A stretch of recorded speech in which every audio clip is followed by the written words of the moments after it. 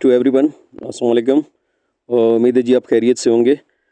Let's start the second video of the geography for the lecturer and the PCS optional subject as far as for the CS and FPSC optional subjects plus lecturership in the FPSC.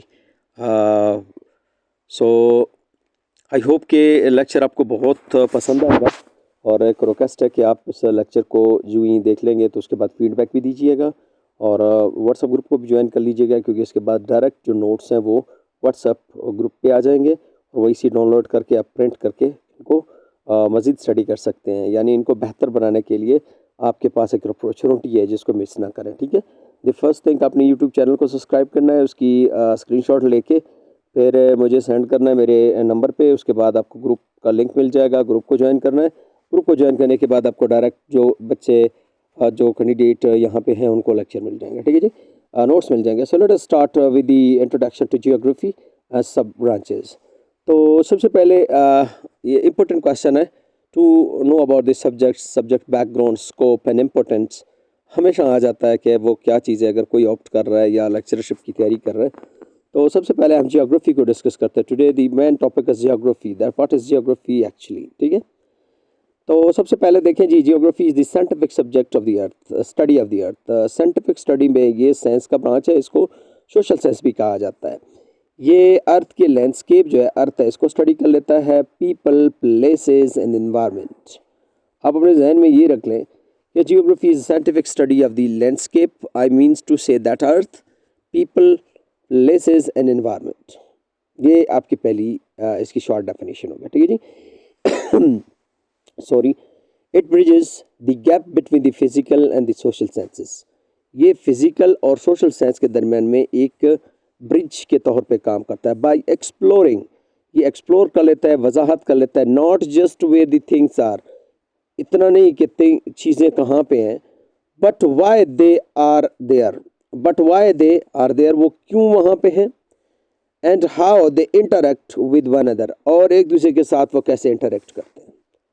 It's a very deep sentence for the understanding that thing, how interact with each other, how they come into form, वो कैसे बने, ये phenomena कैसे हुआ, और वो चीज़ें कहाँ पे, कैसे, किस प्लेस पे और इंटरेक्ट कैसे करते हैं।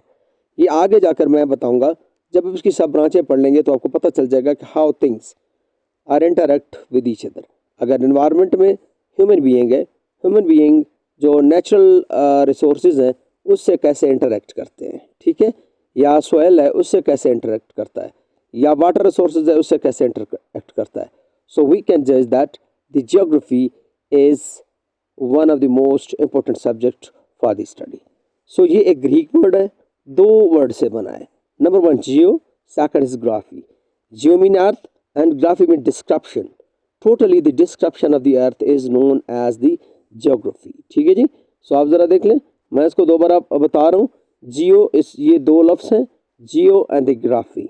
जियो मीन अर्थ, ठीक है जी, and the graphy mean study या डिस्क्रिप्शन, स्टडी या डिस्क्रिप्शन।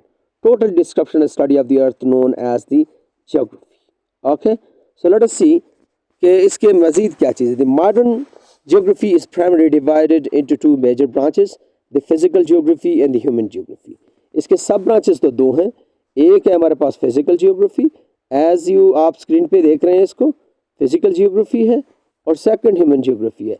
लेकिन तीसरे नंबर पे अभी मॉडर्न जो जियोग्राफी है इसको मजीद डिवाइड किया गया है, उसके दो तीन पार्ट्स हैं, वो मैं आगे आपको पढ़ाऊँगा। इसी लेक्चर में आपको पता चल जाएगा कि geography now can be divide into three major branches, physical geography, human geography and the technical geography जो रिसेंट है उसमें भी इसकी एडिशन हुआ है।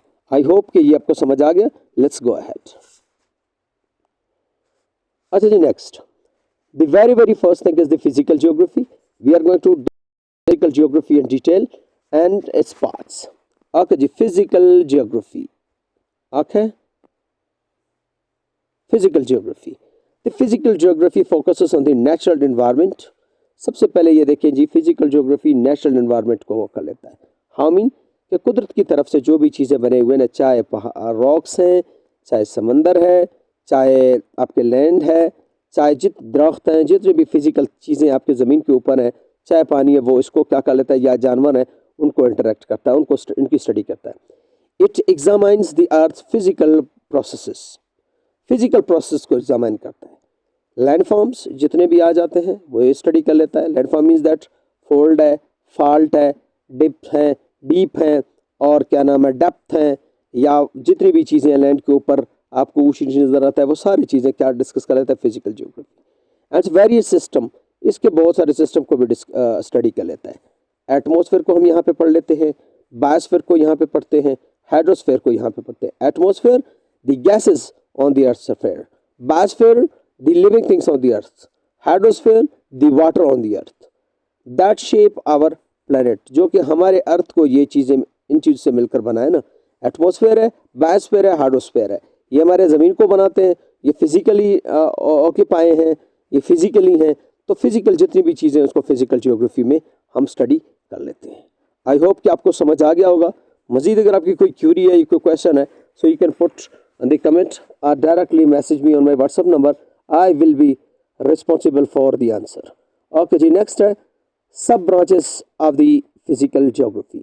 Now we are going to study the branches of physical geography, but how many branches are there? सबसे पहले है geomorphology.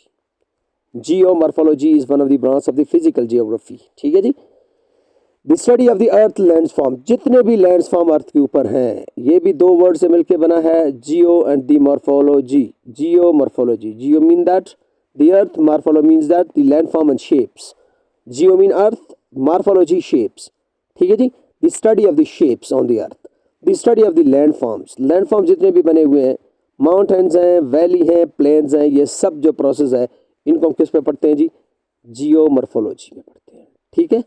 एंड द प्रोसेस, वो process such as erosion, erosion है, प्लेट टेक्टोनिक है, that creates the alter them. What mean by it? To understand this one, कि ज़मीन अगर हमारे पास है, माउंटेन हमारे पास है, वैली हमारे पास है, अगर प्लेन्स हमारे पास हैं, तो इनमें जो चेंजिंग का प्रोसेस है वो या तो इरोजन से आया है या प्लेट टेक्टोनिक से आया है। इनमें कैसे अल्टर किया, चेंज किया? सपोज कैसे, एक पहाड़ है, ठीक है, इरोजन ने इसको तोड़ दिया, इस टुकड़े को नीचे लाया, erosion is responsible for this. इसने क्या किया जी, अल्टर लाया, अल्टर मीन दैट चेंज, तब्दीली लाया। या कोई प्लेन है, यहाँ पे क्या बना जी, ज़्यादा बारिशें हुई, पानी ने इसको रोड किया और यहाँ पे एक वाटर चैनल बना दिया। So now erosion is responsible for this alter. इस चेंजिंग में कौन रिस्पॉन्सिबल है जी, ये रिस्पॉन्सिबल है आपके क्या कहते हैं इसको, इरोजन। सो हम प्रोसेस को पढ़ते हैं, इन चीज़ों को पढ़ते हैं कि कैसे इसमें तब्दीली आई और किस वजह से आया। I hope now geomorphology is clear and the physical geography is clear. Next जी, नेक्स्ट है हमारे पास climatology. Next is the climatology. ठीक है जी, next is climatology. What mean by the climatology? Climatology is the study of the climate pattern. I mean to say that climate pattern हमारे पास जितना भी होगा ना, वो किस में हम पढ़ेंगे जी, हम इसी में पढ़ेंगे। ठीक है, किस में पढ़ेंगे? ये जो हमारा स्टडी पैटर्न है climate, climatology is this branch of the geography, the study of the climate pattern and just 1 minute please. Okay ji, and the long term weather conditions, it investigate how the climate affect the environment and the human. Now you must understand that the climatology is study of the climate change, climate pattern, weather. We have two things, one is the climate and second is the weather. In this lecture we also discuss what is difference between the climate and weather, climate and the weather.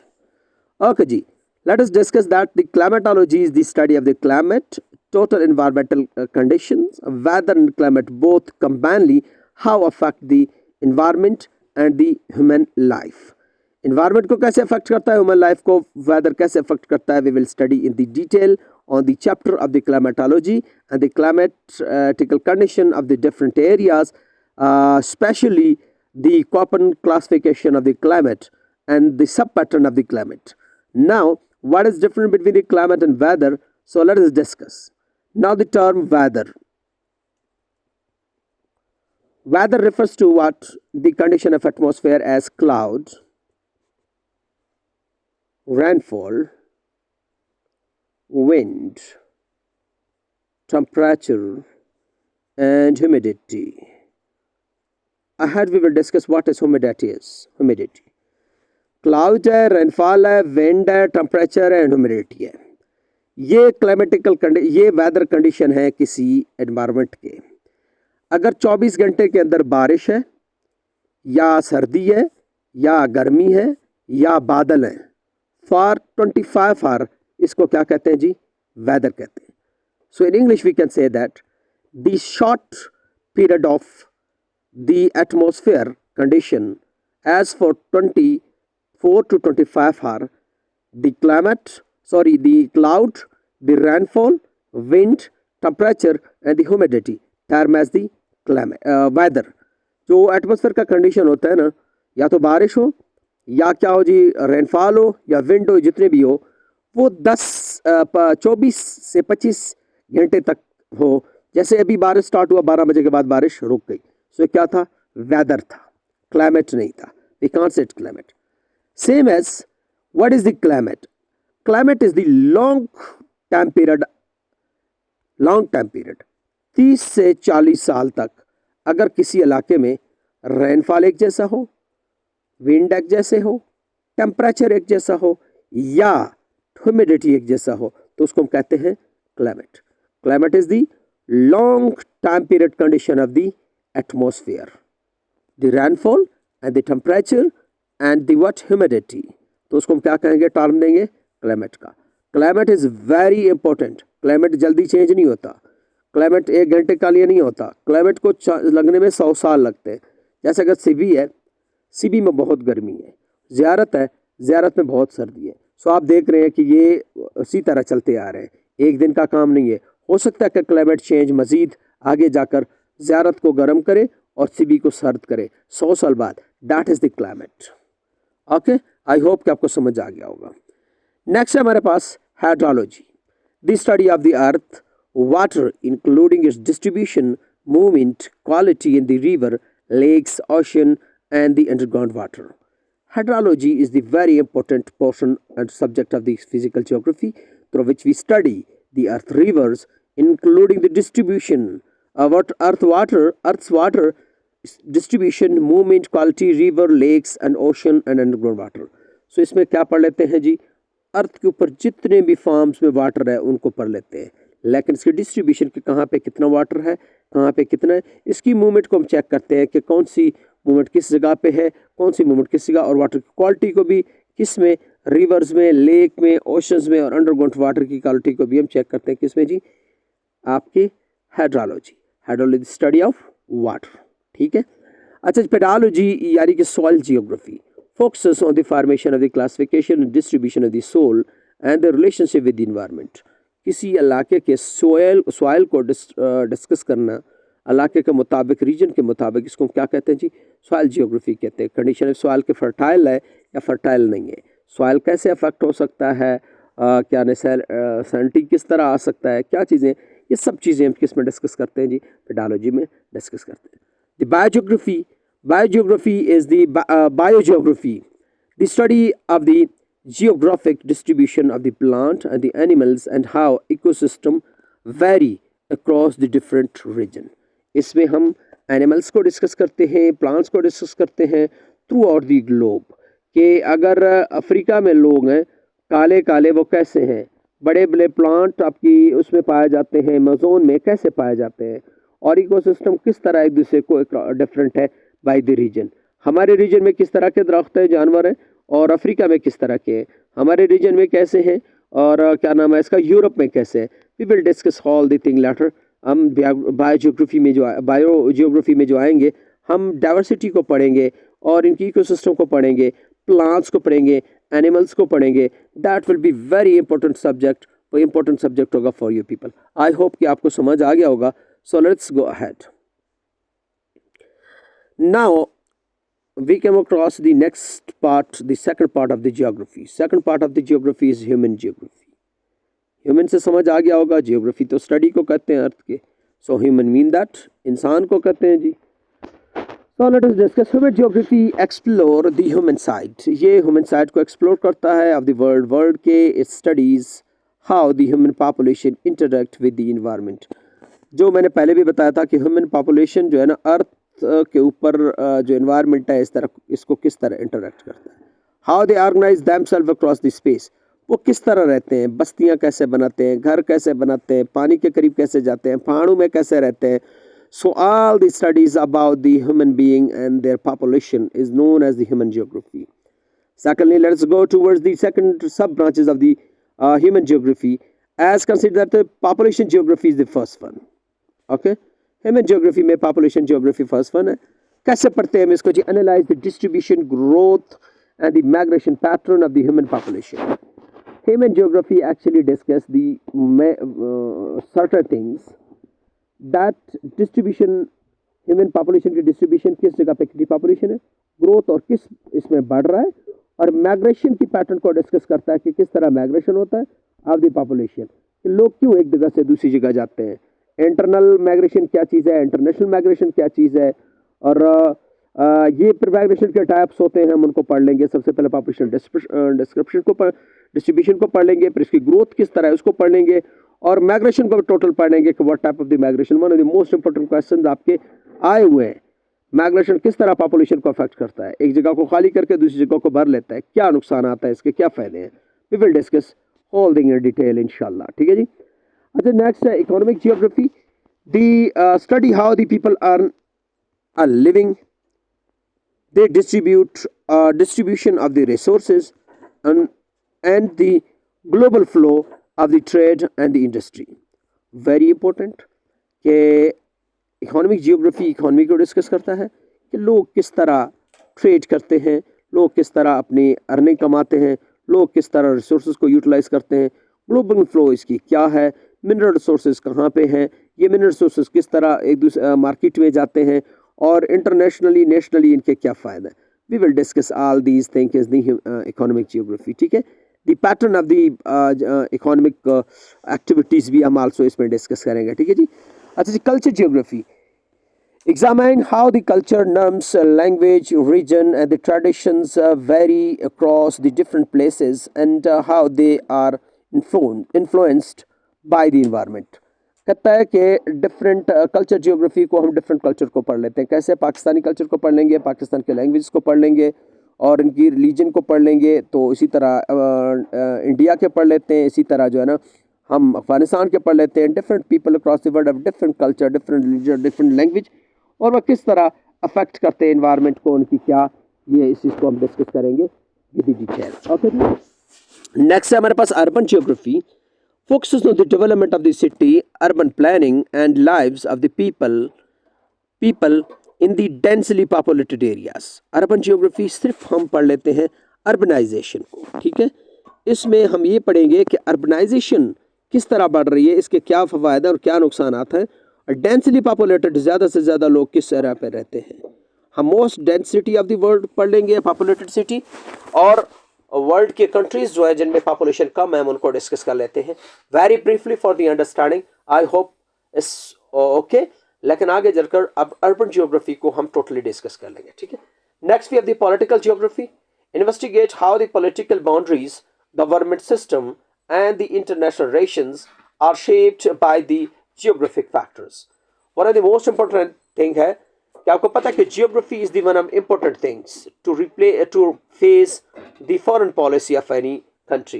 Now geography boundaries, we have the boundaries with the different nation, especially we have the boundary with the Iran, India and Afghanistan, that the China. Now our foreign policy must be the first focus on these countries, because the any change in this country can affect our geography, our situation. So that's why we need to know about the geographic factors of political geography. Political geography कैसी political geography एक ऐसी चीज़ है जो world के policies को, international relations को और government के सिस्टम को और बाउंड्रीज़ को डिस्कस करता है, और कैसे नेबरिंग कंट्रीज़ की जो बाउंड्रीज़ हैं अगर एक कंट्री से मिले हुए हैं उनकी इंटरनेशनल रिलेशंस और उनकी फॉरेन पॉलिसी कैसे बननी चाहिए। अगर एक कंट्री के हालात ख़राब हैं तो दूसरे कंट्री में इंटरनेशनल रिलेशंस को के तहत वो कैसे ख़राब हो सकते हैं। So closely look to the Political geography is very important. Now let's go ahead. अच्छा जी, the technical and integrated geography, ये द लास्ट वन, इसके 3 पार्ट्स हैं. ये मॉडर्न साइंस में हम इसको कह सकते हैं, पुराने साइंस में. ठीक है जी. In the recent decade a few fields, new fields have emerged that combine both the physical and the human elements using the advanced technology. Advanced technology जो geographic system में है वो ये है. Number 1, GIS, Geographic Information System. Number 2, the remote sensing. Number 3, the environmental geography. ये नए हैं. ठीक है, ये न्यू सिस्टम इसमें ऐड हुए, सो यू कैन से आप इनको ऐड कर सकते हैं. ठीक है. What is GIS? The use of the computer software to capture and store and analyze the spatial data. Data, spatial data क्या चीज़ है? किसी भी डेटा को हम आसमान से GIS के थ्रू, कंप्यूटर के थ्रू, कैमराओं के थ्रू इसको ले लेते हैं और कंप्यूटर में इसको फील्ड करते हैं, उसकी एनालाइज करते हैं. पहाड़ों की तस्वीरों को लेते हैं, समंदर के लेते हैं, सिटीज़ के लेते हैं, ज़मीन की लेते हैं, तमाम चीज़ें हम क्या कर लेते हैं, पुट करते हैं, इसको एनालाइज करते हैं. And GIS. Remote sensing, gathering the data through the earth from the distance. ठीक है, typically using the satellite and the aircraft. हम सैटेलाइट से चीज़ें ले लेते हैं, इंफॉर्मेशन ले लेते हैं, उनको स्टडी कर लेते हैं. That is the remote sensing. Remote sensing और जियोग्राफिक इंफॉर्मेशन सिस्टम को आगे हम डिटेल से पढ़ लेंगे. Environmental geography, a bridge branch, a bridge that specifically looks at the interaction between the human and the natural world, focusing on the issues like the climate change, deforestation, and the conservation.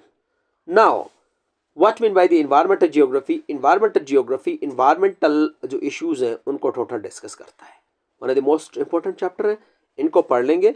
Any question regarding the geography you can ask. इंशाल्लाह मैं responsible हूँगा इसमें जवाब देने के लिए. आप इस चीज़ को स्टडी कर लें, देख लें, और इसके नोट्स उन बच्चों को मिलेंगे जो यूट्यूब चैनल को ज्वाइन करेंगे और मेरे जो फेसबुक है उसको भी सॉरी ये व्हाट्सअप को भी ज्वाइन करेंगे और स्क्रीनशॉट सेंड करेंगे कि we are part of the the page and the YouTube and secondly thirdly the WhatsApp group. So उनको मिल जाएंगे नोट्स भी. Thank you for watching. अल्लाह हाफिज़.